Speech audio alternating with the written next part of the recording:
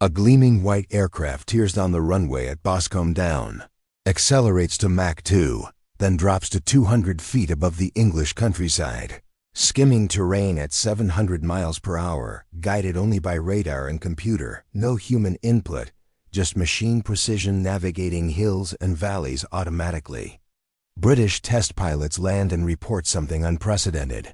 The prototype works perfectly, no teething problems, no unexpected failures.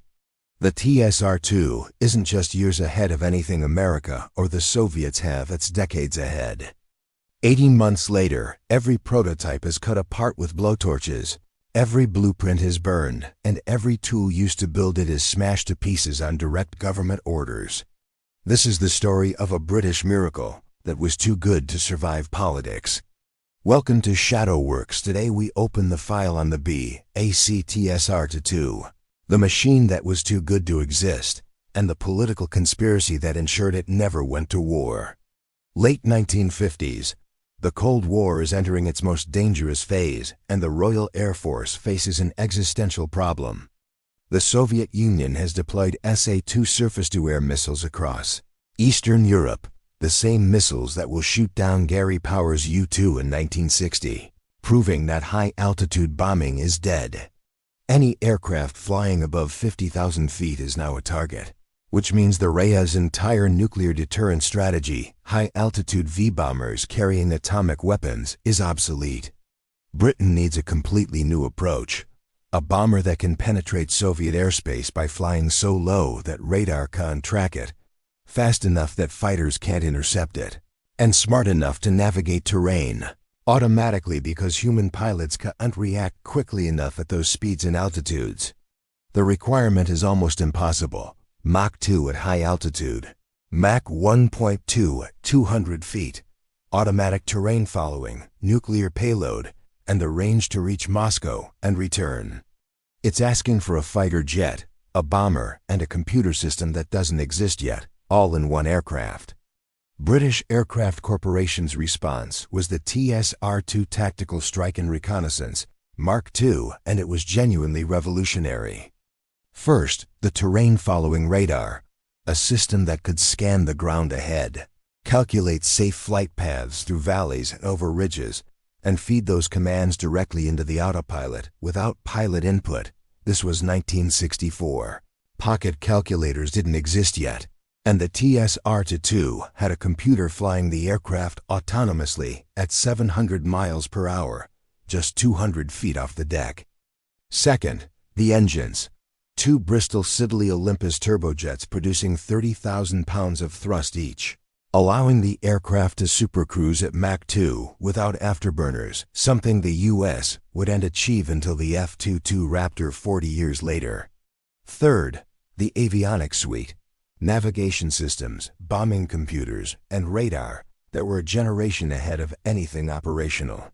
The TSR-2 wasn't just advanced, it was showing NATO what 1970s technology would look like in 1964. September 27, 1964, the first TSR-2 prototype roars down the runway at Boscombe Down for its maiden flight, and test pilot Roland Beament takes it to 10,000 feet. The aircraft handles beautifully. Stable, responsive, no vibrations, no unexpected behavior.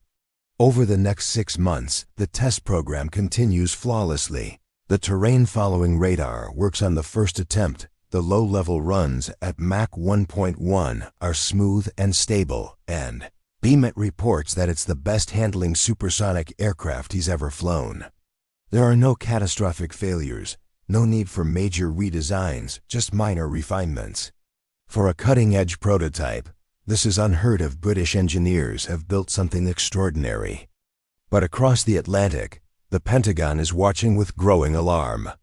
The U.S. has committed billions to the General Dynamics F-111 Aardvark swing-wing bomber designed to do exactly what the TSR-2 does. Except the F-111 is heavier, more complex, plagued with development problems, and significantly more expensive. The Pentagon's plan is to sell F-111s to every NATO ally to recoup development costs and establish American dominance in tactical strike aircraft. But there's a problem. The TSR-2 is better, it's faster, has longer range, superior avionics, better low-level performance, and it's British-made, meaning NATO allies could buy it without depending on American supply chains. As long as the TSR-2 exists, it's a threat to American aerospace exports worth hundreds of millions of dollars. U.S. defense officials begin making calls to London with a message that's subtle but clear. Britain should reconsider its expensive independent bomber program and consider American alternatives instead. The pressure campaign has begun. October 1964. Britain's general election brings Labour to power under Prime Minister Harold Wilson with a mandate to cut defence spending. The new Defence Secretary Dennis Healey immediately targets the TSR-2. It's over budget, as all cutting-edge programs are. It's politically associated with the previous Conservative government, and most importantly, cancelling it would please the Americans who support Wilson's needs for Britain's economic crisis and international standing. The U.S. sweetens the deal. Cancel the TSR-2, and we'll offer you the F111 at a special NATO price. On paper, it looks like fiscal responsibility. In reality, it is a political execution designed to kill Britain's independent aerospace capability and lock the RAF into American equipment for generations. Healey doesn't consult the test pilots who've flown the TSR-2. He doesn't ask the engineers who built it. And he doesn't consider that Britain is about to destroy the most advanced combat aircraft in the world. April 6, 1965. The cancellation is announced, and then comes the order that shocks even government officials. Destroy everything immediately, completely. Not mothball it for future research, not donate prototypes to museums, destroy it all. Workers at BAC facilities are ordered to take blowtorches to completed airframes, aircraft that have flown, that work perfectly, and cut them into pieces small enough that they can never be reassembled. The two flying prototypes are spared only because test pilots physically refuse to allow them to be destroyed, but they're grounded forever. Wooden mock-ups used for training are dragged onto the Boscombe Down airfield and set on fire. Thousands of technical drawings representing years of aerodynamic research, stress calculations, and systems integration, intellectual property worth millions, are loaded into furnaces and incinerated. The jigs, the massive precision tools used to manufacture the airframe, are attacked with sledgehammers and cutting torches until they re-scrap metal, and subcontractors are ordered to destroy their specialized tooling. It's industrial vandalism on a national scale, and the workers doing it are crying because they know they're destroying something irreplaceable. Why the frantic, immediate destruction? The official explanation: to prevent a future government from restarting the program and wasting more money. But historians have darker theories. First, American pressure. The U.S. needed the F111 sale and couldn't risk a future British government reversing the cancellation and embarrassing the Pentagon. Second, Treasury panic. Civil servants realized that if the tooling survived, there would be constant political pressure to restart the program, so they destroyed the evidence of what had been achieved.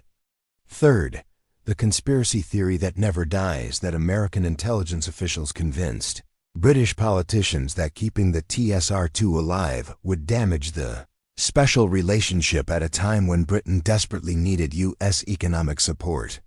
Whatever the truth, the result was unprecedented. Britain had built the most advanced bomber in the world and then systematically erased it from existence. And here's the final crushing irony. In January 1968, less than 3 years after destroying the TSR-2 to buy American F-111s, the British government cancels the F-111 order as well.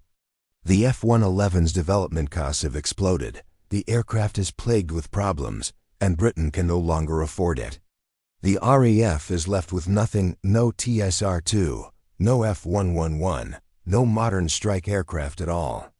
Britain destroyed its own aerospace miracle to buy a foreign aircraft it never received, and the tooling to build the TSR-2 is now scrap metal in a landfill. The Americans sold F-111s to Australia instead. Britain, which had built the world's most advanced bomber, now has to buy American F-4 Phantoms, and later Panavia Tornadoes to fill the capability gap. The TSR-2's destruction didn't save money. It cost Britain its position as a leading aerospace nation. Today, only 3 TSR-2 airframes survive. XR-22O at the RAF Museum Cosford, XR-222 at the Imperial War Museum Duxford, and XR-221's cockpit section at the RAF Museum Hendon. They sit in museums like tombstones, beautiful white ghosts of a future Britain abandoned. Test pilots who flew the TSR-2 still speak about it with reverence. Roland Beament called its cancellation a day of national tragedy. Engineers who built it describe watching it be destroyed as the worst day of their professional lives. The TSR-2 proved that British engineering could match or exceed anything America or the Soviet Union produced, and the government response was to erase it from history. The TSR-2 is a monument to what happens when politics trumps engineering, when foreign pressure overrides national capability, and when short-term budget concerns destroy long-term strategic advantage. Britain conquered the laws of physics, automatic terrain following, Mach 2 performance, cutting-edge avionics, but couldn't survive the laws of politics. In trying to save money, Britain spent more. In trying to maintain the special relationship with America, Britain destroyed its aerospace independence. The TSR-2 should have been Britain's F-15, its lasting contribution to supersonic aviation. Instead, it became a cautionary tale. Sometimes the most dangerous threat to a revolutionary machine isn't the enemy, it's your own government. Britain destroyed its supersonic Striker to appease all eyes and save money. Meanwhile, the Soviets were building something that terrified the West, an interceptor so fast it could chase down SR-71 Blackbirds, so powerful it could shoot down satellites, and so advanced it's still operational today 60 years after its first flight. The MiG-31 Foxhound, Mach 2.8, missile truck, and the reason NATO spent billions on stealth technology. If the TSR-2 was Britain's lost future, the Foxhound is Russia's enduring nightmare. Join us next time as we investigate the MiG-31 Foxhound. Click here to subscribe so you don't miss it.